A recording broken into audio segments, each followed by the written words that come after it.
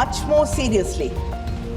There's no harm in hoping for the best, as long as you are prepared for the worst.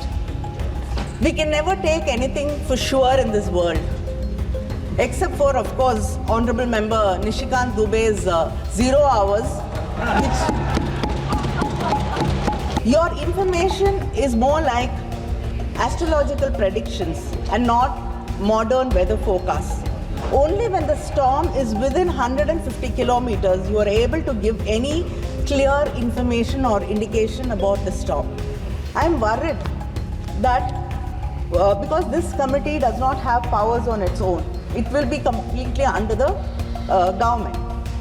So when it is under the government and it has to decide according to the government, maybe only serious disasters will only happen in double engine states, where the single engines will be left to fend for themselves, to rebuild their lives. Our Chief Minister asked the Union Government and the Prime Minister for aid to help these people in distress. But we did not get a single rupee from the Union Government. माननीय सदस्य श्रीमती के कनिमोझी जी. Thank you, ma'am. I raised to oppose this bill. This bill needs more deliberations, more debate and discussion before it's brought to this House. When you look at it now, it has more omissions and commissions than what is actually going to benefit this country. Climate change has increased the risk of natural disasters, increase in global surface temperatures, leading to more powerful storms, droughts, aridification, huge wildfires, sea erosion, leading to loss of lives, livelihood, and displacement. The effect of climate change is just not something we seem to be realizing, because all over the world, the floods, the fires, the droughts are unprecedented. Countries have never seen something like this happening. And in India, practically every day, we see a state flooded, affected, landslides. I think it's time that we take disaster management much more seriously. There's no harm in hoping for the best, as long as you are prepared for the worst. We can never take anything for sure in this world, except for, of course, Honorable Member Nishikant Dubey's 0 hours, which I don't think anything else can be taken as a sure thing. And every time there is a cyclone, the Union Government proudly proclaims that you want the states. But sadly, the radars you have are not powerful enough to predict the storm in advance, giving us adequate warning. Your information is more like astrological predictions and not modern weather forecasts. Only when the storm is within 150 kilometers, you are able to give any clear information or indication about the storm. And that is practically just 1 day's notice. What can a state really do? How many people can it move to more protected areas? What can it actually do in a day's time? Whereas if you upgrade your high-end radars and if you're able to predict, because many of the countries are able to predict storms and disasters, particularly cyclones, at least when it is 300 kilometers away. That is 3 days of warning. If you are able to give state governments 3 days of warning, that will make a lot of difference in protecting the people and in moving them to safer places. And using satellite images with AI interpretations will also be very helpful and give us a clearer picture of disasters, because so many other kinds of disasters we are not able to understand or able to predict. you call yourselves global teacher, Vishwa Guru, then we cannot be unprepared. If you're going to teach the world, if you're going to lead the world, I think we should show leadership in disaster management and protecting our people. But we don't seem to be really caring, because most of the times it is the underprivileged, the poor and the farmers who are the worst hit. We know how this government treats its farmers. So you've taken away their right to speak, dignity of life and liberty. And now we can't take their lives away too. Like most of the bills passed by the NDA, this bill is also detrimental to state rights. Cooperative federalism, which you keep talking about, has become confrontational federalism in reality. Disaster management is a state subject. Any amendments without consulting the states will have negative impact on disaster response. Para 6.1 has proposed including technical guidance to state governments and the authorities. Does it mean that the state will be bound by the advice of the union? And the bill proposes to create a national level, state level disaster database. This is something I think everybody of us over here will welcome. But will that study really be a in-detail study of all the terrains, all the villages, all the cities, all the states, districts, all the landscape, the terrains, and it has to include if Tamrabarani breaches, you should be able to understand through the data which are the areas which will get affected, which are the settlements which will get affected. If a lake breaches, if a river breaches, this is the kind of data which has to be included in the database.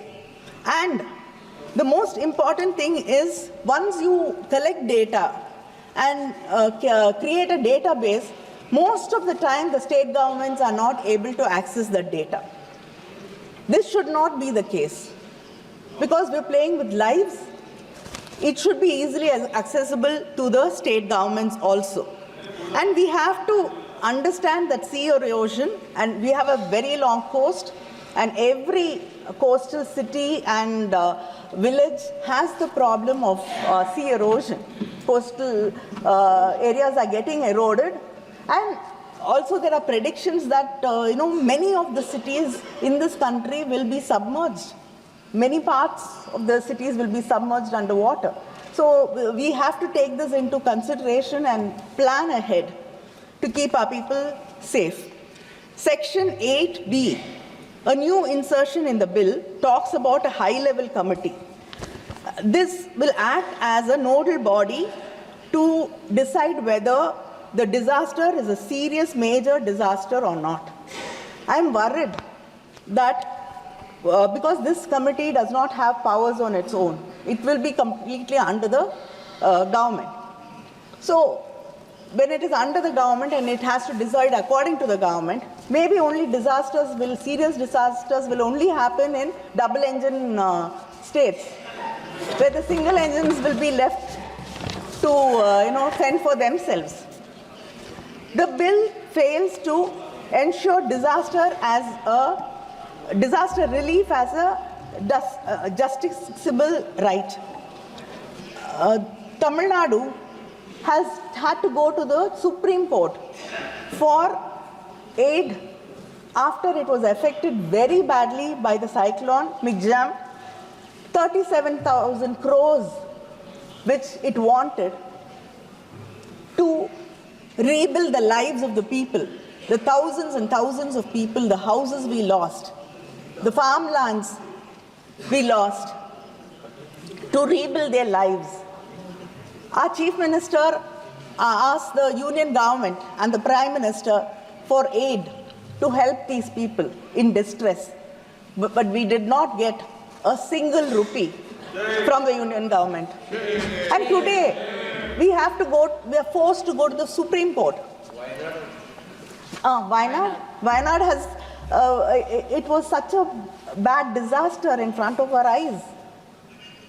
But they have not got any help. So why is it that a state government has to be forced to go to Supreme Court every time there is an issue, every time there's a problem, every time we need help? We have to approach the court to get justice for us. And the state had to argue that the center's inaction violates citizen rights to equality and life with dignity under Article 14 and 21 of the Constitution. You want to constitute a separate urban disaster management authority for state capitals and municipal corporations. What is the point in it? Creation of multiple authorities without clear demarcation of powers leads to a lot of confusion, bureaucratic inefficiency, and that is all. Already we have different departments handling with different calamities. The Center for Seismology and Meteorological Department handle earthquakes. Mining disasters by Department of the Mines. This actually only leads to delays, and it starts a blame game among the departments. It is high time we need one department, one agency, and maybe it's time for the government to think of one particular ministry, separate ministry for disaster management to take care of the number of disasters which are happening practically every second day in this country. For example, the West Bengal Chief Minister, Madam Mamata Banerjee, has said the floods in South Bengal 2023 was caused by deliberate mismanagement of the DVC. They release water without consulting us, and now people are suffering. So this is what happens when you have various multiple agencies without any clear demarcations, and too many people will not be able to deliver anything. In section 44A, you said you will constitute a state disaster response force for specialized responses. But there is no mention about who will be funding for this mechanism. There is a proverb in Tamil. ஆத்துக்குள்ள நின்னு அரோகரான்னு சொன்னாலும் சோத்துக்குள்ள தான் இருக்கான் Chokkanathan.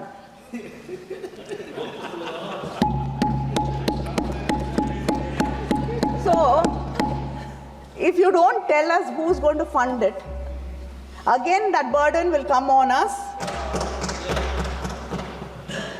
So I think the bill has to be very clear about who is going to fund this disaster response force for specialized response. India has, and moreover, India has witnessed over 5,000 deaths from 2014 to 2020 due to heat waves.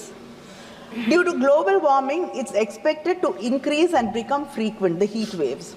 The government has to notify heat waves as a disaster. The Tamil Nadu government under our Chief Minister, M.K. Stalin, has declared heat waves as a state-specific disaster, enabling relief and ex gratia payment of 4 lakhs to the families of the deceased. I like to say it, even if you wouldn't want to hear it, it's a Dravidian model government, so we lead by example. So this is one more thing you could think of following us.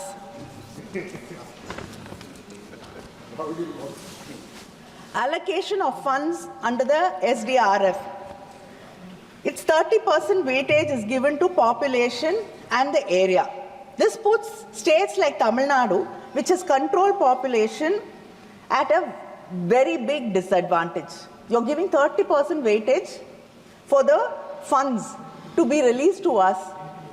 It puts us at a disadvantage. It is like you're punishing us for making sure that our population is under control. இது நல்லா படிச்சு நல்ல mark வாங்குற பிள்ளைய கொண்டு போய் கிளாஸை விட்டு வெளியில நில்ல அப்படின்னு சொல்ற மாதிரி ஒரு நிலைமையை தான் இங்க நாங்க பார்த்துட்டு இருக்கோம். தொடர்ந்து எல்லா விதங்களிலுமே தமிழ்நாடு முன்னேறிய மாநிலமாக இருக்கக்கூடிய காரணத்தாலேயே, மக்களை பற்றி கவலைப்படக்கூடிய மாநிலமாக இருக்கக்கூடிய காரணத்தாலேயே, நாங்கள் தொடர்ந்து நல்லாட்சி செய்து கொண்டிருக்கக்கூடிய காரணத்தாலேயே நாங்கள் மிகப்பெரிய அளவிலே தொடர்ந்து பாதிக்கப்பட்டு கொண்டிருக்கிறோம், வஞ்சிக்கப்படுகிறோம். கேரளாவும் எங்க பக்கத்துல இருக்கக்கூடிய கேரளாவும் அதே பிரச்சனை தான். ஆமா, நீங்க ரெண்டு கையும் விரிச்சு காட்டுறீங்க, அதே நிலைமை தான். விரிச்சுட்டாங்க, கையை விரிச்சுட்டாங்க. சென்ட்ரல் யூனியன் கவர்மெண்ட் நம்மளை பார்த்து கையை விரிக்கிறாங்க. The disaster risk index. You are putting us. इनके प्रश्नों का उत्तर दिया जाएगा, लेकिन एक ही आग्रह है कि सब बैठे हैं जरूर। आज गर्व होता है कि मोदी सरकार जो की है, हर प्रश्नों का जोरदार उत्तर है और शानदार काम किया गया, इसलिए दिया जाएगा। Yes, thank you. That is why I am speaking. We want a good reply. Minister, that is why we have gone to Supreme Court, taking the begging bowl. The disaster risk index. We are not part of the union. You've put us along with the West Coast. Historical study shows eastern coastal states are more prone to cyclones due to wind movement in the atmosphere circulation. But you have not put us in the high risk category. So, please, to be fair, you have to put Tamil Nadu in the high risk category along with Andhra, because we are faced with frequent cyclones and storms, and it's increasing. Now, I'd like to, the minister, I hope he has a reply for this particularly, because I like to read some numbers out. We do not deny the fact that when there is a storm or a माननीय सदस्य disaster. Complete करिए please, समय पूरा हो गया। Complete करिए, Only speaker. Complete करिए। Speaker, madam. Yeah, few minutes.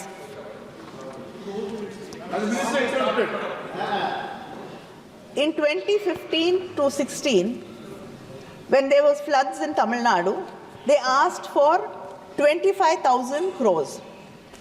What we got was 1,737. When there was a drought, when 39,565 crores was asked, we got 1,748 crores. When there was Varda cyclone, when it hit us, what we asked for is 22,573 crores. What we got was a mere 266 crores. Then again, when Oki cyclone hit Tamil Nadu, we wanted 9,302 crores. We got 133 crores. Gaja, 17,000 crores, 17,899 was asked. We got 1,146. Then again, when Nivar cyclone came, when 3,758 was asked, we got 63 crores. Then again, there were rains and floods and memorandums were given, nothing came. And now, last year again, we had cyclones and Tamil Nadu was badly hit, we got nothing. Thoothukudi, my own constituency, was so badly affected. We got nothing, not a penny. Empty promises. Ministers visited. Now, cyclone Migja.